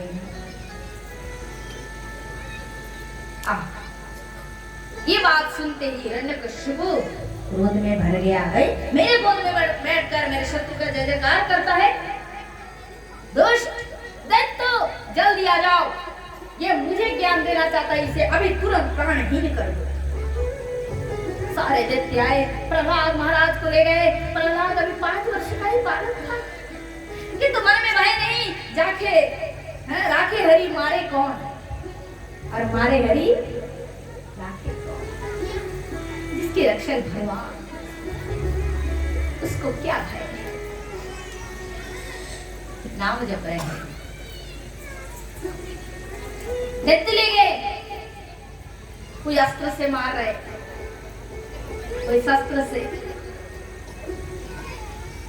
तो कोई पहाड़ की चोटी से फेंक रहा है प्रहलाद को, तो कोई कुआं में गिरा रहा है। हजारों चेष्टा के बाद भी प्रहलाद को मर नहीं पाए। इसके बाद प्रहलाद जी की बुआ थी, नाम है अलीका। वो आई और उसने बोली, भैया सुना है तुम्हारे पुत्र तुम्हारे विपरीत हो गए हैं, उसको मारना तुम्हारे लिए बड़ी कठिन हो रहे हैं। सो ये सुन के मैं रह नहीं पाई और मैं आ गई। तुम मुझे जानती हो, मेरी शक्ति को जानते हो, मैंने बहुत कठोर तपस्या करके ब्रह्मा जी से शक्ति प्राप्त की है। अतः मुझे जो वरदान मिला, अग्नि मुझे जला नहीं सकती। इस वरदान के अनुसार तुरंत चिता की व्यवस्था करो। मैं चिता में इस बालक को लेकर बैठ जाती हूँ। देखना तुम्हारा काम अनायास में सफल हो जाएगा। हिरण्यकश्यप बहुत प्रसन्न है। हाँ बहन, अवश्य, क्यों नहीं है। तुरंत दैत्य से कहा, जाओ चिता जलाओ, आज इस बालक का अंत्येष्टि है। चिता जलाया गया और फिर जो हरिका थी वो उस बालक प्रहलाद को गोद में लेकर उस चिता पे बैठ गई। हरिका हंस रही है, ये तो अभी 2 मिनट में ही काम हो जाएगा। ये बच्चा चिल्लाने लगेगा, मर गया, बचाओ, मारे, हाय रे, वो रे, अभी चिल्लाएगा। यही सोच के हंस रही है।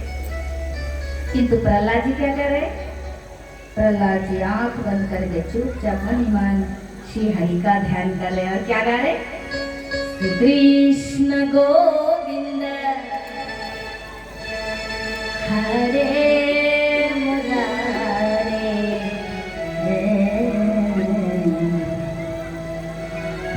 है नाथ नारायण वासुदेव श्री कृष्ण गोविंद हरे मुरारी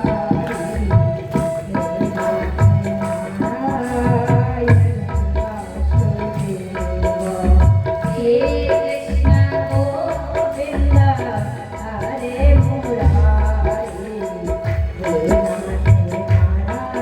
नारायण वासुदेव हे कृष्ण गोविंद हरे मुरारी हे नाथ नारायण वासुदेव श्री कृष्ण गोविंद हरे मुरारी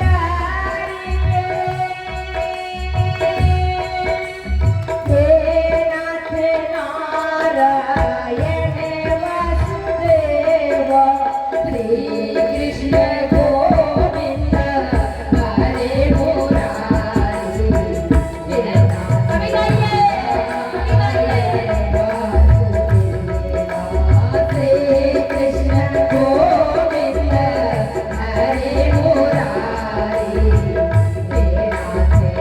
नारायण वासुदेव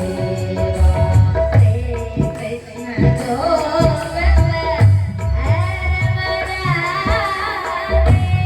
कृष्ण गोविंद हरे मुरारी हे नाथ श्री कृष्ण गोविंद हरे मुरारी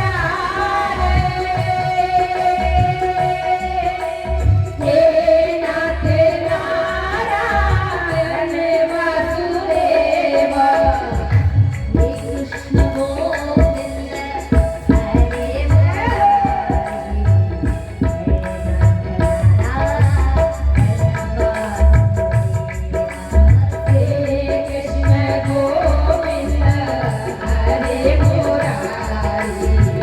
नाथ नारायण वासुदेव श्री कृष्ण गोविंद हरे मुरारी हे नाथ नारायण वासुदेव श्री कृष्ण गोविंद हरे मुरारी हे नाथ नारायण वासुदेव हे कृष्ण गोविंद हरे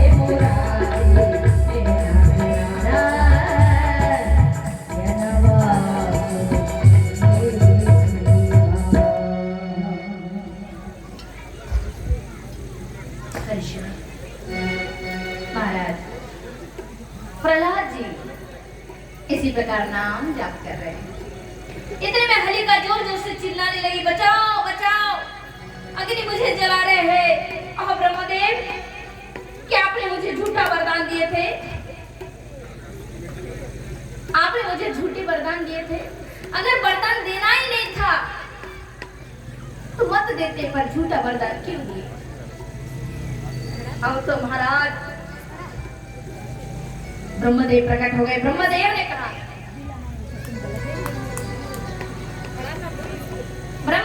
कहा, हिरण्यकश्यप जी, एक बार ताली से स्वागत करें।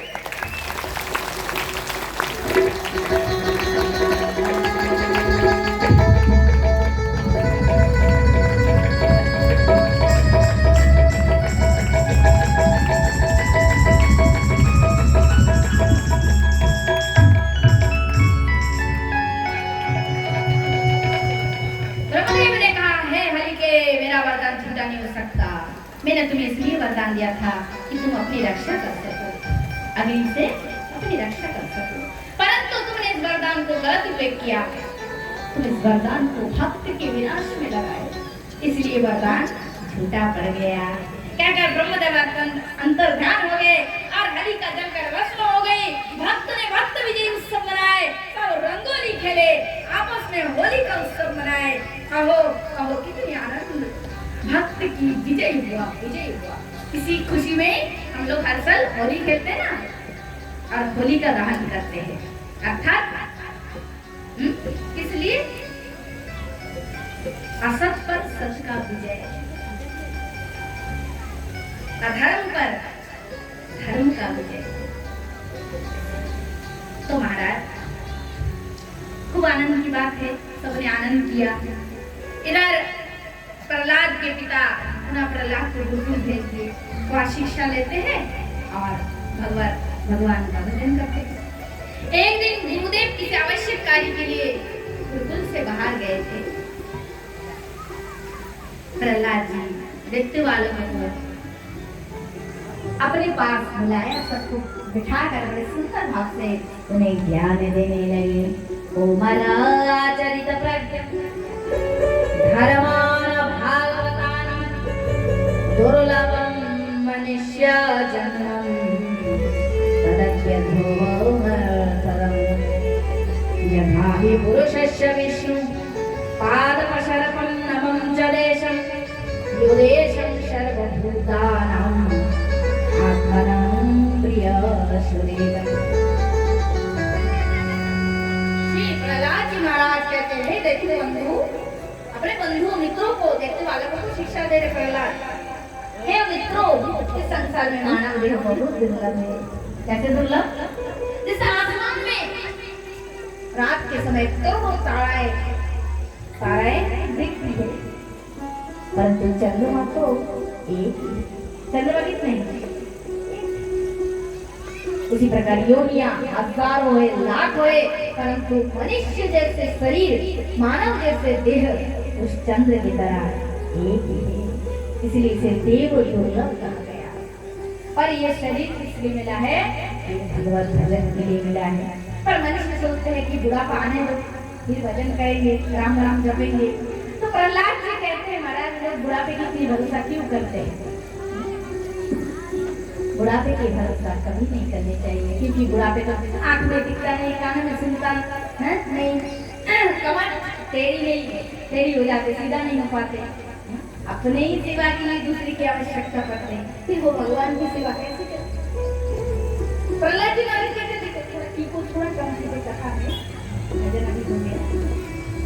तो मनुष्य का मन जो होता है सोना आना मतलब 100%।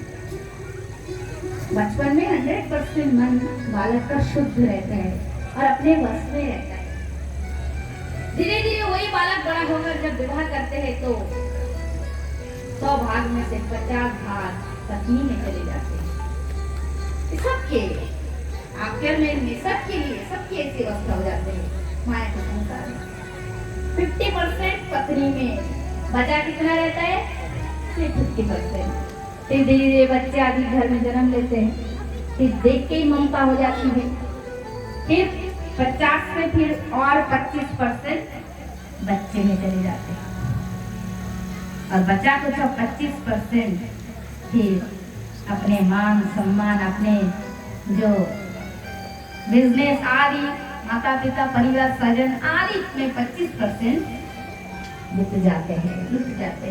फिर भगवान के लिए तो मन रहता ही नहीं। प्रहलाद महाराज कहते हैं, फिर बुढ़ापे की किस मन की भरोसे से आप बैठे रहते हैं? किस मन से हम भगवान की भजन करेंगे? मन तो तुम्हारा लुट चुका है, पूरे संसार में लग गया है, मन है ही नहीं और बिना मन से भगवान की भक्ति होती ही नहीं।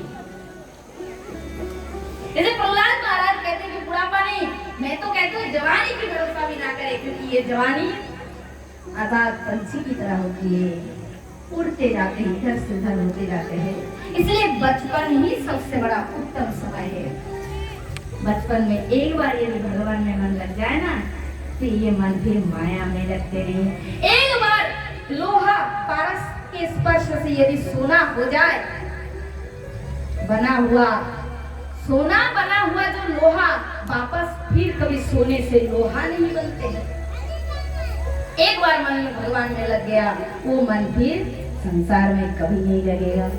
इसलिए तस्मात् सर्वेषु भूतेषु दया कुरुतेषु हरदम आचुरम भावम उन्मज्जया दुष्यत्र अदखजम। हे दैत्य बालकों, जो ये सोचता है कि मैं खाऊंगा, मैं अच्छा रहूंगा, खाली मैं करता है, दूसरे के दुख को, दूसरे के कष्ट को नहीं समझता है, उसे ही असुर कहा जाता है। असुर माने क्या? जो खाली अपना स्वार्थ समझता है उसे असुर कहा जाता है। और देवता किसे कहा जाता है? जो दूसरे के दुख में दुखी हो जाए, हम्म? पर पीड़ा देखकर जो पीड़ित हो जाए इसे ही कहते हैं देवता। इसलिए आसुर भाव में चया, असुर भाव त्याग करो और जीव में दया करो। सब में एक ही भगवान है। तस्मात् सर्वेषु भूतेषु दया कुरुतेषु हरदम आसुरं भाव में चया तुष्यत्यादक्षयम्। इसी से श्री हरि प्रसन्न है। तुम जीव में प्रेम करो, सबके प्रति करुणा भाव लाओ, किसी से हिंसा मत करो, किसी से घृणा मत करो। अच्छा, तो प्रहलाद ये करने से क्या तुम्हारा विष्णु भगवान प्रसन्न हो जाएंगे? अरे हाँ, भगवान को प्रसन्न करने के लिए नारम दिवित्तम दिवित्तम ऋषित्तम वसुरात्मजा प्रणय मुकुन्दस्य हरि न भगवद्वितम न दानं न तपं न ध्यान शौचं न व्रतानि च केवल प्रिय अमलया भक्ति, विशुद्ध भक्ति से भगवान प्रसन्न हो जाते हैं। दैत्य बालक सब प्रहलाद के पक्ष में आ गए। हरि नारायण की जय, हरि नारायण की जय, हरि नारायण की जय। इसी शब्द से पूरा आकाश गूंज उठा। सारे दैत्य बालक नगर भ्रमण करते हुए नाम प्रचार कर रहे हैं। इतने में जब प्रहलाद जी के गुरु इस दृश्य को देखा तो वो राजा के पास चले गए और राजा से जाकर शिकायत कर दिए। और राजा प्रहलाद को बुलाया, बोले प्रहलाद तू ये बता, तू किसके बल पर बलियान है? इतना बलवान तू कहां से हो रहा है जो हर बार तू मेरे आज्ञा का उल्लंघन करते जा रहे हैं? तो प्रहलाद जी कहते, पिताजी मैं भगवान श्री हरि के बल पर बलियान हूँ, मैं श्री हरि के बल पर बलियान हूँ जो सबके बल है।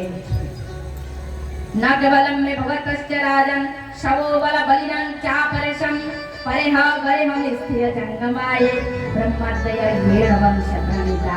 मैं श्री हरि के बल पर बलियान हूँ जिसके द्वारा इस संसार संचालन हो रहा है।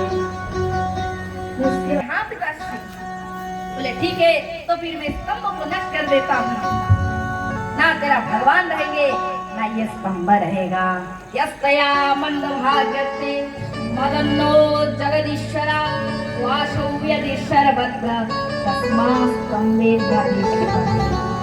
ये कहकर उसी समय हिरण्यकश्यप ने गदा हाथ में लिए और जैसे ही उस खंभे पर प्रहार किए उसी समय नरसिंह भगवान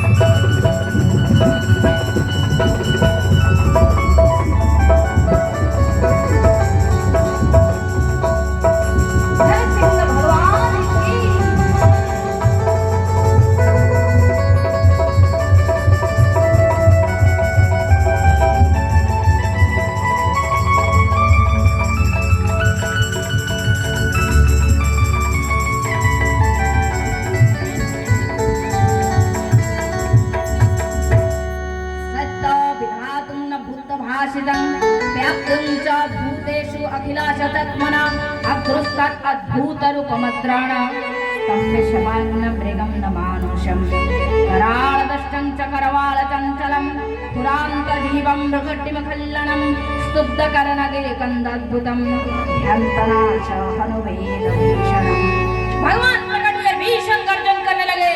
उनकी गर्जन से सारी धरती पृथ्वी थर-थर करके कांपने लगी। समस्त देवता शरण में प्रभु त्राहिमाम त्राहिमाम, प्रभु शांत हो जाए, शांत हो जाए। किंतु भगवान का क्रोध ठंडा नहीं पड़ रहा है। भगवान उसी समय हिरण्यकश्यप से युद्ध किए हैं और युद्ध करते करते जब संध्या वेला हो गई उसी समय आकाशवाणी हुआ, हे हिरण्यकश्यप, तुझे ब्रह्मदेव से वरदान प्राप्त हुआ था, तू ना दिन में मरेगा ना रात में।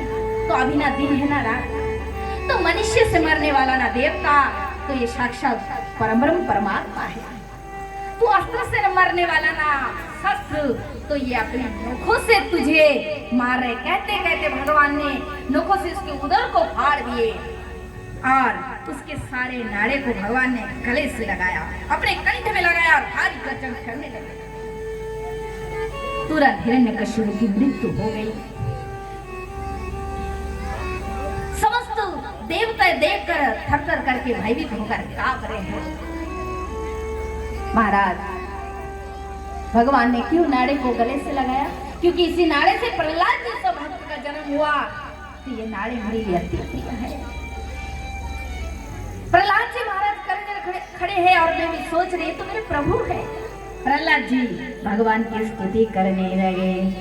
मन्ने धनाभिजन रपतप शूतौजम तेज प्रभाव बल पौरुष बुद्धि योगा नारभिनय भवन्ति पौरुष पुंसं भक्तया प्रियस भगवान ययोद्धपाय। समस्त देवता खड़े हो गए। देवताओं को हिम्मत नहीं भगवान की स्तुति करे। विशाल भयंकर रूप है ना प्रभु के। तब ब्रह्मदेव ने विचार किया, सोचा कि ज्यादातर पति कितना भी गुस्से में रहे, अगर पत्नी मनाए तो पति ठंडा पड़ जाते हैं। पति ठंडा पड़ जाते हैं ना पत्नी मनाने से। देखो जितने भी गुस्से हो जाए, देखो अब बहन को भेज दो और पावर बढ़ जाते हैं, हट जाती इधर से। माँ को तुम जाते क्यों नहीं, पत्नी को मार। अब वो ब्रह्मदेव 4 सिर वाले हैं, है ना, सब जानते हैं, टैलेंट वाले हैं। चलो लक्ष्मी जी को बुलाया जाए, हमसे नहीं बन पा रहा है, ये ठंडा कैसे करेंगे? ठंडा करेंगे तभी तो कुछ कहेंगे सुनेंगे। देवता गए, मैया जी चलो, बहुत बड़ी ड्यूटी आ गई आपकी मैया, हमसे ना हो पा रही। देवता कह रहे हमसे ना हो पा रहे, आप चलो। लक्ष्मी मैया बोली क्या बात है? अरे मैया इतने क्रोध में है प्रभु, लाल लाल नेत्र करके बैठे, सामने जाने के लिए डर लग रहा है सबको। आप चलो तो सब प्रभु को आप मना दो ताकि उनका क्रोध शीतल हो जाए, ठंडा पड़ जाए। लक्ष्मी मैया बोली बस इतनी सी बात है, पति को ही तो मनाना है, ये तो मेरी बाएं हाथ की खेल है। चलो लक्ष्मी जी भी चल पड़ी और गई। लक्ष्मी मैया गई और देखे तो बाबा ये तो बब्बर शेर बन के बैठे हैं। लक्ष्मी मैया बोली मुझसे ना हो सकती है, एक झलक लगाए सीधा बैकुंठ जाकर पहुंची। देवता बोले अब क्या करें, मैया ही हार मान गई, अब हम कैसे क्या करें? अंत में फिर ब्रह्मदेव ने निश्चय किया कि भगवान से प्रिय साधारण मनुष्य पत्नी से खुश हो सकते, किंतु भगवान की बात इससे ऊपर है, वो तो अपने भक्त से सबसे ज्यादा प्रेम करते हैं। इसलिए ब्रह्मदेव ने निश्चय करके प्रहलाद को आगे कर दिया। प्रहलाद जाओ, प्रहलाद तुम्हें भगवान के क्रोध को ठंडा कर सकते हो। प्रहलाद गए और जाकर भगवान के गोद में बैठ गए। प्रहलाद गोद में बैठ गए और भगवान श्री सुखदेव मुनि कहते परीक्षित, जैसे कोई गाय वात्सल्य में भरकर अपने बछड़े को चाटते हैं ना, अब देखोगे बछड़े को चाटते हैं ना गोमाता, तो उसी प्रकार वात्सल्य में भरकर नरसिंह भगवान प्रहलाद का गात्र का लेहन कर रहे हैं। प्रहलाद देख रहे प्रभु मुझे इतना स्नेह कर रहे, इतना स्नेह। तब प्रहलाद हाथ जोड़कर स्तुति गाने लगे। विप्रादि षडंग गुणाय तदारविंद नाभ पदारविंद विमुखाच्युत सपटं वरिष्ठ्य मन्ने तदर्पित मन वचन हितार्थे प्राणं पुनाति सकलं न तुहुरीमान। प्रहलाद महाराज कहते हैं प्रभु बड़े बड़े देवताओं ने आपकी खूब स्तुति प्रार्थना की है, किंतु आपका क्रोध ठंडा नहीं हुआ है। और मैं कहा एक साधारण असुर कुल में जन्म लेने वाला एक साधारण बालक केवल आपके पास आकर आपको विनय भाव से प्रणाम किया, प्रणाम करते प्रभु आपका क्रोध ठंडा पड़ गया। इससे समझ में आता है कि आप भगवान आपको प्रसन्न करने के लिए ना उच्च कुल चाहिए, ना दान, न तप, न हम, न जप, केवल विशुद्ध भक्ति ही आपको प्रसन्न करते हैं। ब्राह्मण 12 गुण संपन्न होकर यदि उनमें भक्ति न हो तो वो अति साधारण हो जाता है, और चांडाल में यदि भक्ति हो जाए तो वो बहुत ऊंचा हो जाते हैं। भक्ति की गुण ऐसी है, भक्ति जिसमें आ जाए, चाहे वो चांडाल क्यों ना हो, भगवान उसके घर दौड़ के चले जाते हैं। तो थोड़ा पूजा हो जाए। तो महाराज विविध भाव से प्रहलाद जी ने स्तुति की। भगवान नारायण ने कहा, ब्रह्मणि में मतम काम प्रहलाद, तेरी भक्ति के साथ बहुत प्रसन्न है माँ, तुझे क्या चाहिए? तो प्रहलाद जी कहते, प्रभु क्या मांगू?